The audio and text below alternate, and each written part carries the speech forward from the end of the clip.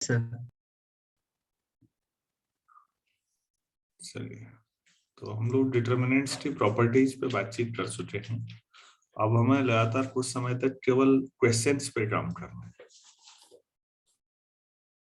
तो देखते हैं कैसे किया जाए। क्वेश्चन है हमारे पास, determinant cosec square theta cot square theta 1 cot square theta cosec square theta -1 42 40 और 2 ये है। इसकी वैल्यू बतानी है, क्या करना उचित रहेगा आप लोगों के हिसाब से?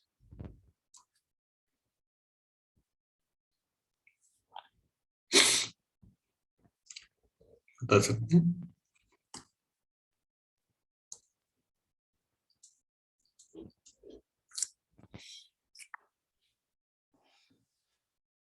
कोई ट्रिग्नोमेट्री की आइडेंटिटी याद आ रही है इनको देख के?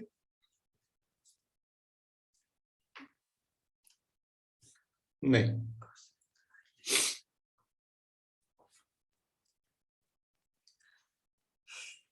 cot square theta +1 cosec square theta होता है बच्चों। तो ये आ सकता है अगर मैं R1 में R1 माइनस R2 कर दूं तो क्या आ जाएगा? पहली रो में से दूसरी रो, cosec square theta minus cot square theta, यहां पर आ जाएगा cot स्क्वायर थीटा माइनस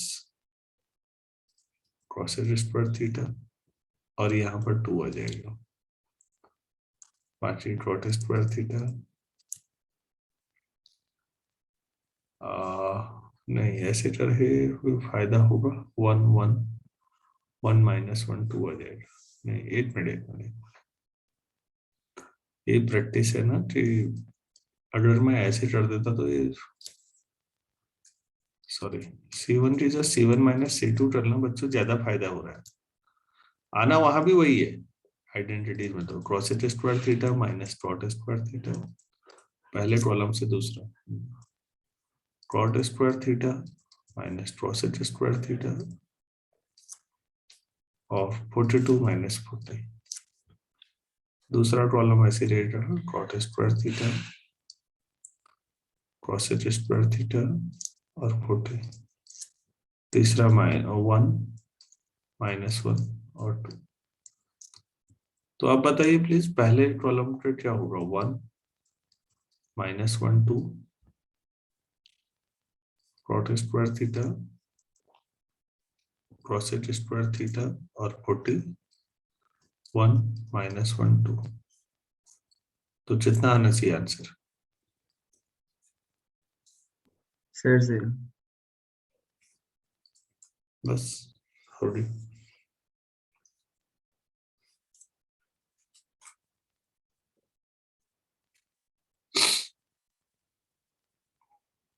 अच्छा,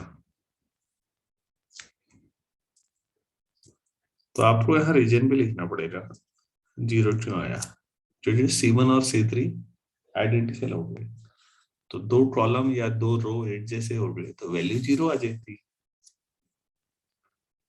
अच्छा, ये नेक्स्ट क्वेश्चन है, B - C C - A A - B, C - A A - B B - C, A - B B - C C - A। इस determinant के बारे में सोचिए तो कैसे करें?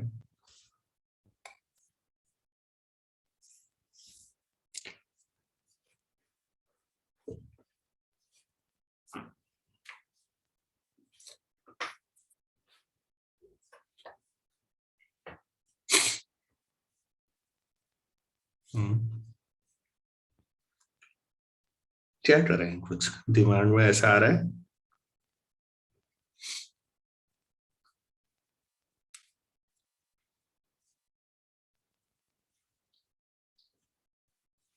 नहीं आ रहा है।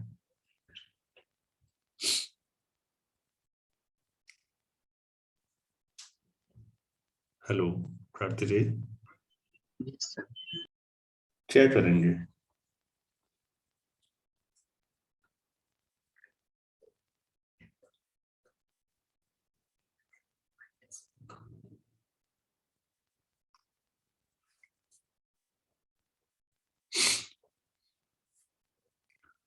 आप C1 की जगह पर C1 plus C2 plus C3 कर देना,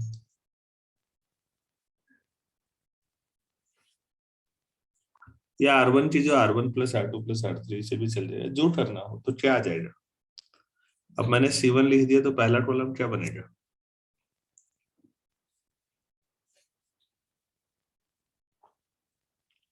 Sir, 0. बस। तो एक कॉलम ही पूरा जीरो हो जाएगा, पहला एलिमेंट भी जीरो। A माइनस बी और B माइनस सी और C माइनस ए जोड़ से जीरो ही आता है हमेशा, सब में वही है घूम फिर के। तो पहला कॉलम पूरा जीरो जीरो जीरो हो जाएगा।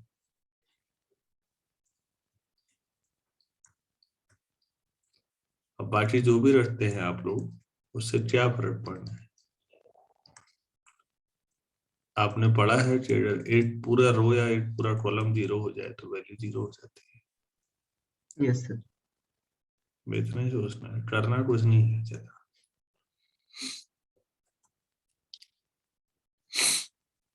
अच्छा, चलो फिर आगे बढ़ाते हैं भाई चीजों को। If omega is cube root of unity,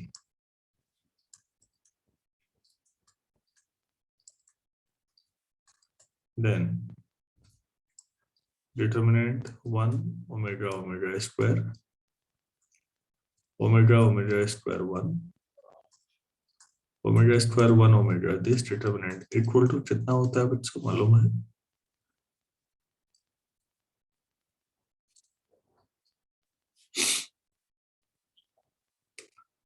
cube root of unity पढ़ाया गया है आपको लास्ट ईयर। अभी लास्ट ईयर जैसा कुछ नहीं है, अभी कुछ बता सकते हो क्या होता था।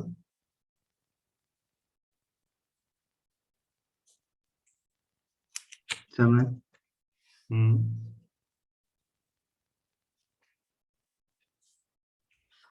कितना बताया। समय क्यूब रूट ऑफ यूनिटी. बेटा वन तो छोटी क्लास वाले बताते हैं, आप लोगों के लेवल पे तो कॉम्प्लेक्स नंबर हुए ना। दोबारा बता देता हूँ। Let x equal to 1 to the power 1/3 cube root हमें निकालना है, तो हमने उसे x मान लिया। तो इसका मतलब हमने x निकालना है, तो x cube equal to 1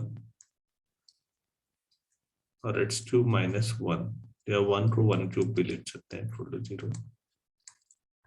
x minus 1 x square plus x plus 1।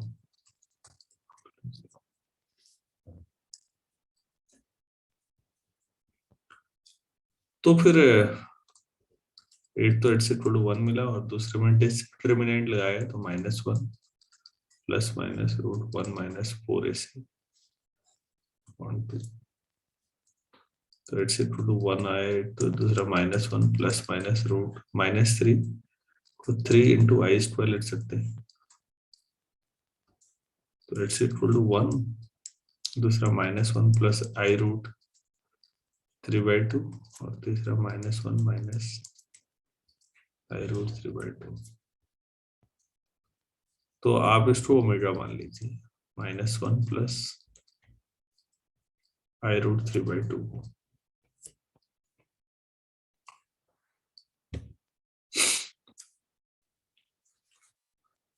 तो -1 प्लस आई रूट 3 है, इसको ओमेगा मान लीजिए।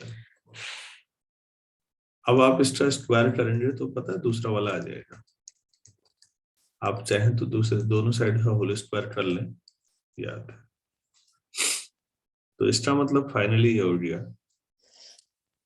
कि जो 1 के 3 क्यूब रूट आते हैं वो आते हैं 1 ओमेगा और ओमेगा स्क्वायर, जहां ओमेगा का मतलब क्या है, कॉम्प्लेक्स नंबर है, -12 प्लस i√3/2।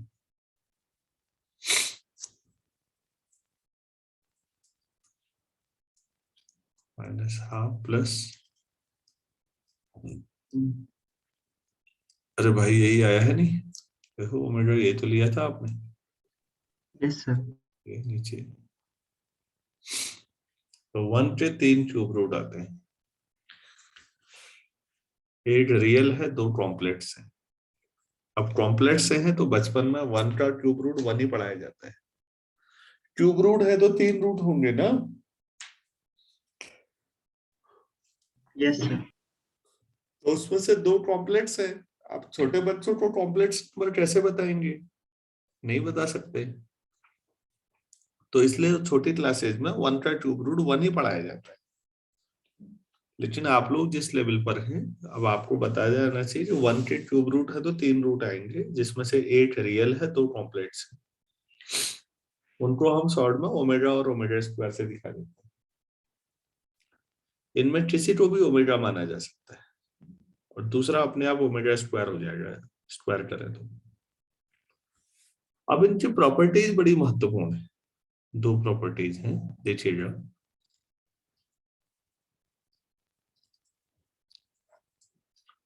पहला ये है कि अगर आप 1 प्लस ओमेगा स्क्वायर करें तो देखिए कितना मिला, 1 ओमेगा मतलब -12 प्लस i√3/2 और ओमेगा स्क्वायर मतलब -12 minus i√3/2। Omega omega square लिखे होंगे, वहां से उठा लो, लिख लो। अब बताइए प्लीज ये कितना आ रहा है। सर 0। तो क्यूब रूट्स ऑफ यूनिटी जो आते हैं उन तीनों को जोड़ के हमेशा क्या आएगा, सर 0। अच्छा। दूसरा, ओमेगा का क्यूब करेंगे तो कितना आ जाएगा,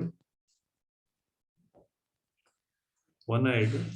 और कॉमन सेंस की बात है, करना ही क्यों है भाई, ओमेगा क्यूब रूट है ना,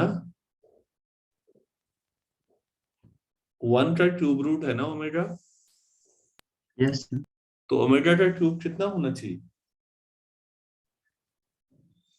7। बस।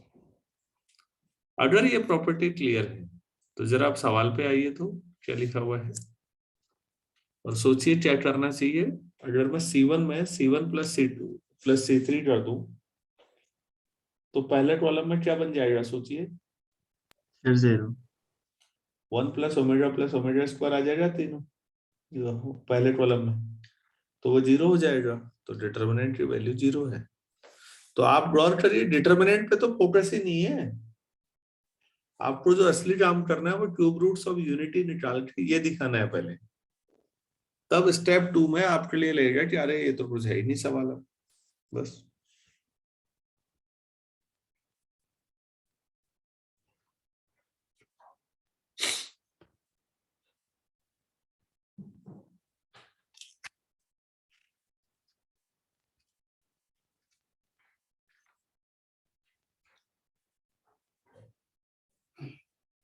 हो गया, आगे बढ़े। Yes sir. चलिए ठीक है।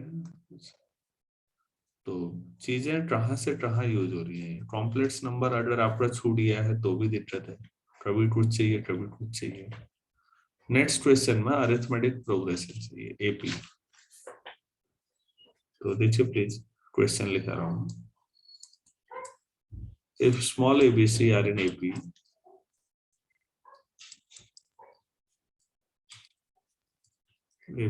then 2y plus 4, 3y plus 5,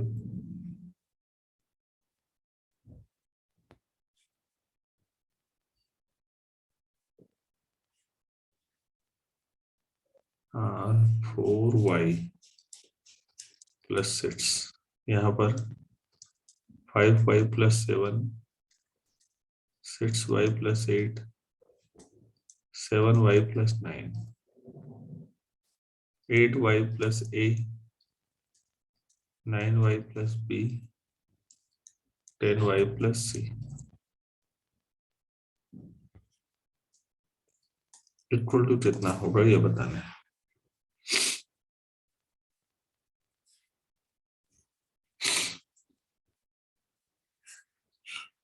अगर ये एपी में है तो इसका मतलब जो बी होगा वो a प्लस सी बाई 2 होगा,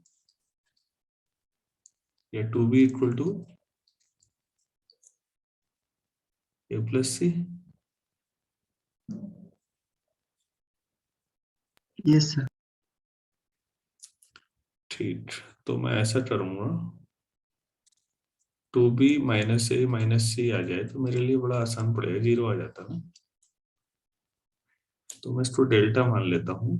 2b लाने के लिए देखिए प्लीज 2b कहाँ पर आएगा, ये 9y प्लस b है ना, इसको 2b बनाना है तो सेकंड रो को मैं 2 से मल्टीप्लाई कर दूं तो बाहर 2 से डिवाइड करना पड़ेगा। तो पहली रो तो ऐसी रहेगी 2y plus 4, 5y plus 7, 8y plus a. Second row को मल्टीप्लाई किया है तो 6y plus 10, 12y plus 16, 18y plus 2b, और तीसरा 4y plus 6, 7y plus 9, 10y plus c। अब आ गया ये। अब गौर करिए मैंने लेफ्ट में क्या लिख रखा है, जोल घेरे में 2b माइनस a माइनस सी ना। ऐसा कैसे ला सकते हैं हम, R2 को रिप्लेस करते हैं R2 minus R1 plus R1 R2 जोड़ लो और उसमें R2 में से घटाओ तो बताओ भाई क्या आएगा यहाँ पर। पहली रो तो ऐसी रहेगी 2y plus 4, 5y plus 7, 8y plus है। तीसरी भी ऐसी रहेगी 4y plus 6, 7y plus 9, 10y plus c। दूसरी रो सोचनी है, R1 और R3 जोड़िए तो यहाँ देखिएगा ये है और यहाँ ये है, इन दोनों को जोड़ो और बीच वाले में से घटाओ कितना आएगा।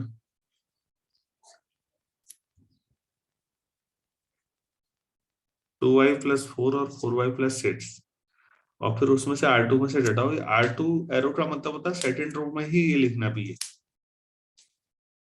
यही बीच में भी चलिए। अब 5y प्लस 7 और 7y प्लस 9 कितना हुआ,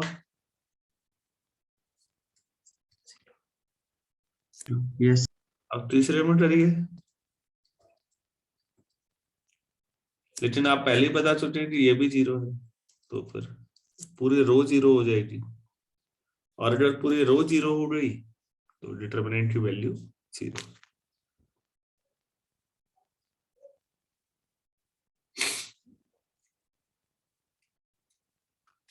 समझ में आ पा रहे हैं सवाल? हाँ सर। हाँ तो बेटा फिर छोटे छोटे सवाल है यार, आप थोड़ा प्रैक्टिस आप लोग करते तो इनकी तो इतनी सारी प्रैक्टिस है इसमें, मैं क्या बताऊं। तो करिए आप लोग, बैठिए और आज जो कम काम है अभी और सब्जेक्ट्स में तो प्लीज यहाँ फोकस करिए। डिटरमिनेंट के क्वेश्चंस को अच्छी तरह से जितना हो सकता है सीखिए, और देख देख के मत सीखिए। देख के आज तक कोई मैथ्स नहीं सीख पाया, आप भी नहीं सीख सकते, और करते सब यही है, देखते हैं। तो एक गत्ता रख लीजिए और सवाल देखिए और खुद ट्राई करिए, बाकी आपकी इच्छा, आपको जैसा करना होगा करेंगे तो आप वैसा ही, वो आपका जो पसंद आए। चलिए हो गया, थैंक यू, आज इतना ही करेंगे। Thank you sir.